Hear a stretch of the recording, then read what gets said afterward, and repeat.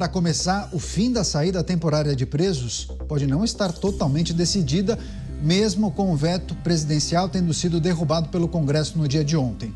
Integrantes do governo Lula prevêem judicialização do caso no Supremo Tribunal Federal. De acordo com os governistas, há chances da Corte reformar parte da proposta que foi aprovada pelo Congresso. A expectativa é que o tema chegue ao STF por intermédio de alguma associação ou partido, sob a alegação de que o projeto fere a Constituição Federal. O governo não deve recorrer de forma direta neste momento para evitar uma nova briga com o Congresso Nacional. Vamos imediatamente ao Rio de Janeiro. Lá está Roberto Mota, posicionado para trazer suas reflexões. Mota, mesmo antes dessa decisão do Congresso, derrubada do veto presidencial no dia de ontem, nós já alertávamos para essa possibilidade de judicialização. Qual é a sua expectativa? O Supremo deve tratar dessa questão com o objetivo de reverter a favor do governo? Pois é, Daniel. No Brasil, quando o governo não tem o seu interesse atendido pelo poder legislativo, ele recorre a outro poder, o poder ultralegislativo. Boa noite para você, Daniel. Boa noite aos meus colegas, boa noite à nossa audiência. E aí cabe perguntar, isso é da regra do jogo? Depende do jogo. No jogo democrático, se o Congresso derrubou o veto, fim de jogo. Mas se o resultado do jogo vai ser revisto por um outro poder, fica evidente que, desse jeito, esse outro poder vai ter sempre a última palavra. E um sistema político no qual um certo poder sempre tem a última palavra não se encaixa bem na definição de democracia. Pois é, muitos perguntando onde estão os freios e contrapesos, né? Vamos repercutir também com Luiz Felipe Dávila aqui com a gente no estúdio em São Paulo. Dávila, seja muito bem-vindo, uma ótima noite a você. Já havia, indícios de que essa discussão não terminaria na sessão de ontem, a sessão que tratou dos vetos presidenciais. Qual é a sua expectativa? Boa noite, Canhato. Boa noite, Mota, Beraldo e a toda a nossa audiência. Bom, ontem nós dizíamos aqui que esse jogo deveria ter acabado no Legislativo. Derrubou o veto do presidente, passa a valer. Mas é sempre o terceiro turno, é o VAR do jogo, né, Mota? O VAR é o Supremo e o Supremo pode decidir se interpreta a lei de uma outra forma, o que é um absurdo. Mas aí eu queria tocar em dois pontos fundamentais. Primeiro, o ministro Mendonça acabou de manifestar que a saidinha vai valer apenas para os presos que ingressarem, os novos presos que ingressarem após a promulgação da lei, e que para os presos atuais vai continuar tendo saidinha. O que é um absurdo, por uma razão muito simples. O Código Penal brasileiro, é claro que se evidentemente houver uma mudança numa legislação penal, não pode retroagir, não pode prejudicar aqueles que sofreram a pena. Mas a saidinha não é uma lei penal, a saidinha é um benefício e por ser um benefício não existe direito adquirido. Tem de valer para todos os presos que estão encarcerados e aqueles que virão a ser presos no futuro. Não existe essa história de direito adquirido com uma medida que é um benefício e não uma questão penal. Mas isto já mostra que a judicialização da saidinha já começou, infelizmente. Pois é, daqui a pouco, inclusive, a gente vai chamar o Cristiano Beraldo para essa discussão. Daqui a pouco ele é ao vivo para trazer suas reflexões e análises acerca desse tema. Eu só vou retomar com o Roberto Mota esse ponto que o Dávila traz para a discussão, me parece importante, porque é um outro ingrediente, né, Mota? Se essa medida deveria abarcar todos os presos ou somente aqueles condenados a partir de agora. André Mendonça já manifestou qual deve ser o seu entendimento a partir de agora, né? Enfim, uma longa discussão jurídica também em relação a esse aspecto. Eu vou confessar, Canhato, que eu já esperava isso. Eu acho que se for daqui para frente, já vai ser ótimo. Mas é lógico que o Dávila tem toda a razão. Aí a gente precisa fazer uma pergunta. Por que um interesse tão grande em defender um benefício imoral e que não tem nenhuma lógica, um benefício para criminosos. Eu já ouvi várias explicações para isso, mas nenhuma das explicações que eu ouvi me parece satisfatória, porque é muita força que se faz para defender um benefício para criminosos. É um benefício que comprovadamente colabora para aumentar a sensação de impunidade e comprovadamente, nós já mostramos aqui várias vezes isso, dá aos criminosos a chance de cometer outros crimes. A população brasileira vive aterrorizada pelo crime. Será que as pessoas que estão debatendo essa questão, defendendo a manutenção desse benefício, seja lá de que forma for, ou a partir de que data for, elas não moram no Brasil? Por isso, nunca é demais a gente perguntar o que se passa na cabeça ou na alma das pessoas que acham importante defender um absurdo como esse, que é a saidinha. Agora sim, Cristiano Beraldo com a gente. Beraldo, seja bem-vindo. Uma ótima noite a você. Queria só reforçar e relembrar a nossa audiência que para o Supremo Tribunal Federal tratar desse tema, ele precisa ser provocado. Então será ajuizada uma ação por alguma associação ou mesmo algum partido para tratar e reivindicar uma apreciação por parte dos ministros da Suprema Corte. Parece, pelo que tudo indica, que é o que vai acontecer, né, Cristiano Beraldo? Queria também pedir suas reflexões sobre o tema. É claro que vai acontecer, Caniato. O que não falta no Brasil são pessoas dispostas a defender bandidos até a última consequência. Olha que eu não estou falando de advogados, não. Estou falando de pessoas que militam a favor da bandidagem e contra a sociedade. Boa noite a você, boa noite ao Mota, ao Dávila e a nossa maravilhosa audiência que nos prestigia todas as noites aqui nos Pingos nos Is.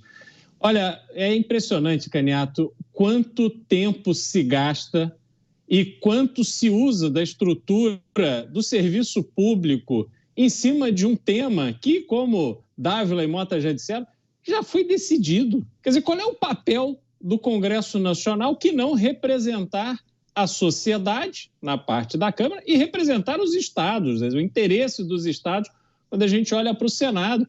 Foi debatido, foi discutido, foi vetado, discutiu-se de novo. O veto foi derrubado.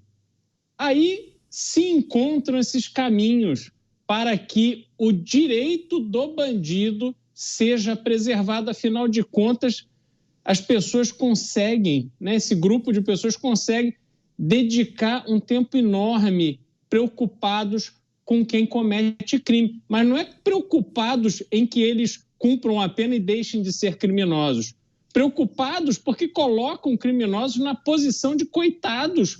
Pobres coitados estão ali num sistema carcerário que não ressocializa, já que o sistema carcerário que é provido pelo Estado não ressocializa, vamos jogar esse bandido de volta à sociedade, porque aí a sociedade se vira. Fica parecendo, sabe o quê, Caniato? Às vezes a gente vê, o Mota conhece isso, porque vive perto da praia, a gente vê aquelas, olha, tem tantos % de coliformes fecais na água, 0,0. Aí você pensa o seguinte, poxa, mas eu vou entrar na água que tem coliformes fecais, mas na verdade tem tanta água que aquele pequeno percentual vira nada. E é isso, a mentalidade é essa. Tiram os coliformes fecais do sistema prisional, jogam na convivência da sociedade junto conosco, somos a água limpa, e parece que eles desaparecem, mas não desaparecem, não. Fazem muito mal à sociedade. Fizeram mal antes de serem presos. São presos e aí saem nessas férias maravilhosas, todo mês tem férias, e aí voltam ao convívio social, aonde sequestram, matam, roubam e fazem coisa ainda muito pior. Pois é, ainda nesse tema, eu pude acompanhar uma série de manifestações de parlamentares ligados à base governista. Chamou a atenção, inclusive, as falas do senador Randolfo Rodrigues, dizendo que o governo não vai judicializar o fim das saidinhas dos presos, por isso que a gente trouxe essa informação. Isso não seria feito pelo governo federal, sim, talvez por algum partido ou então alguma associação que ajuize essa ação no Supremo Tribunal Federal. Mas chama a atenção que ele disse que o consolo, palavras do senador, hein? Consolo é que os presos do 8 de janeiro não vão poder sair também. Ou seja, tem uma politização também dessa medida, né, Dávila, que a gente precisa destacar, que acaba acirrando mais os debates e a gente foge da questão técnica, que é o que deveria nortear um debate como esse, né? É verdade. Foge da questão técnica porque tem, às vezes, vergonha de assumir que defende bandido. É esse o problema. E aí quer misturar todo mundo no mesmo caldeirão. Agora, o ponto é o seguinte, o Brasil não pode ter uma lei que uma lei vale para um e uma lei vale para o outro. Isso não existe. Aliás, o princípio democrático básico é que a lei é igual para todos. Então, essa lei tem que valer para todo mundo. E essa lei foi aprovada legitimamente pelo Congresso, pelos representantes do povo. O presidente teve o seu direito de veto e foi derrubado o veto. Então, é uma lei que vale para todos. Não existe exceção. Como eu disse, não é uma lei penal a questão da saidinha. É um benefício. Portanto, começou mal já a judicialização com a manifestação do ministro André Mendonça. Na verdade, os ministros do Supremo Tribunal Federal têm de manifestar suas opiniões técnicas nos autos. Ainda nem chegou uma manifestação de contestação da constitucionalização dessa medida e o ministro já está falando. Eu já falei, essa turma do Supremo tem que manter a discrição e o silêncio e se manifestar nos autos, porque senão nós só aumentamos a insegurança jurídica e parece que a Casa do Povo, que legisla respeitando a vontade popular, não tem mais peso nessa democracia. Se isso for verdade, é o fim do Estado Democrático de Direito. Pois é, Mota fez inclusive uma publicação em uma das contas dele tratando da sessão de ontem. De fato, a base governista, o governo federal, alcançaram vitórias no que tange aquelas medidas que envolvem a execução do orçamento, né, Mota? Mas duas questões foram muito importantes na apreciação de ontem e foram consideradas derrotas também cruciais, né? Queria que você refletisse sobre qual o tamanho da derrota para o governo em relação àquelas duas medidas que foram amplamente divulgadas pela imprensa. Canhata, eu acho que está na hora da gente ser generoso. Não vamos caracterizar o que aconteceu ontem como uma derrota para o governo. Vamos caracterizar como uma vitória para o Brasil, uma vitória para o povo brasileiro, principalmente uma vitória para os mais humildes. Não custa nada lembrar. Eu sei que é difícil, às vezes, para uma pessoa que vive em gabinetes luxuosos, carros oficiais, cercada por seguranças há muito, muito tempo. Ela não consegue compreender o que é viver numa comunidade aqui no Rio de Janeiro controlada pelo narcotráfico, né? Talvez uma comunidade onde as operações policiais estejam suspensas por ordem judicial.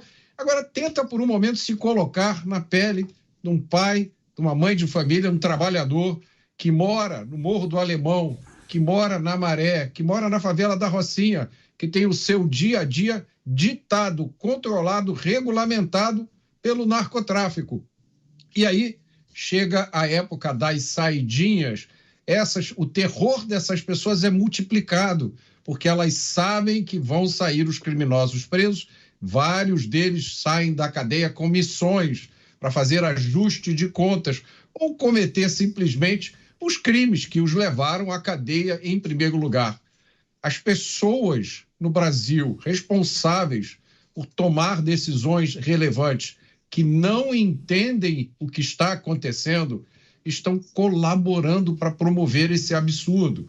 Então, você que é responsável, você que toma decisões que impactam a vida de milhões de pessoas, saibam que a revolta não cabe mais no peito do brasileiro.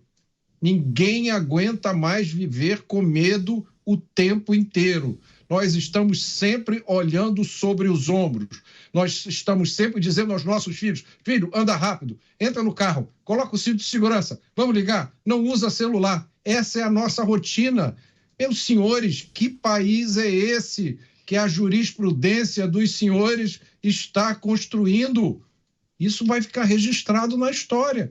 Não é possível que os senhores não tenham consciência do que estão fazendo. Pois é, boa reflexão do Mota. Agora, Beraldo, Mota e Dávila discorreram já sobre uma discussão que muito em breve deve acontecer, possivelmente no âmbito do Supremo Tribunal Federal, sobre qual universo de presos deveria ser atingido pela medida do fim das saidinhas. André Mendonça já se manifestou dizendo que somente os condenados a partir de agora. A regra não iria retroagir. Já o Dávila conversou com muitos juristas ao longo da tarde e a informação é muito importante. Não se trata de um dispositivo da lei penal. Se trata de um benefício. E aí sim poderia haver alteração sem ferir a Constituição Federal. Queria que você também trouxesse sua reflexão sobre o tema. A gente precisa lembrar, Canhato, que Randolfo Rodrigues ele foi eleito e reeleito pela Rede de Sustentabilidade do Amapá, e a Rede de Sustentabilidade é o partido, salvo engano, que mais ações tem no Supremo Tribunal Federal contra ações do Executivo, contra atos do Executivo. Foi uma tormenta, né? Sempre foi uma tormenta, mas especialmente no governo de Jair Bolsonaro, a Rede de Sustentabilidade militou ali de uma forma muito ampla no Supremo Tribunal Federal, e acho curioso agora o senador que se desfiliou dizer que não será o governo que vai entrar no Supremo, que não precisa ser o governo, né? Essa pauta é uma pauta que interessa a grupos políticos diversos, a partidos políticos. Pode ser uma e não OAB, né? Claro. Qualquer entidade dessa pode entrar com um pedido no Supremo Tribunal Federal e não tenho a menor dúvida de que isso acontecerá. Agora, a gente observar a lei que foi aprovada, ainda é uma lei branda. Quer dizer, por que autorizar presos a saírem da prisão para estudar? Eu já acho isso um erro. Você permite que as pessoas, para estudar qualquer coisa em qualquer lugar, e a gente vê aí uma série de pessoas que se orgulham do seu diploma de curso superior, mas sequer conseguem interpretar adequadamente um texto. Então, você simplesmente dá esse instrumento para o preso, achando que não, ele vai frequentar uma faculdade, ele vai frequentar uma escola, e com isso ele vai se ressocializar, porque o tal estudo torna-se simplesmente uma justificativa para a saída. E aí você, a família de bem que está ali lutando, ralando, para colocar o seu filho numa faculdade, para poder pagar o ensino superior do seu filho, para que os filhos tenham uma perspectiva de vida muitas vezes melhor do que os pais tiveram através de um curso superior, essas pessoas são submetidas ao convívio dos criminosos. Simplesmente porque o criminoso disse que vai estudar, simplesmente porque o criminoso disse, né, que vai ler um livro e ter a pena reduzida porque lê um livro. Ora, faça-me um favor.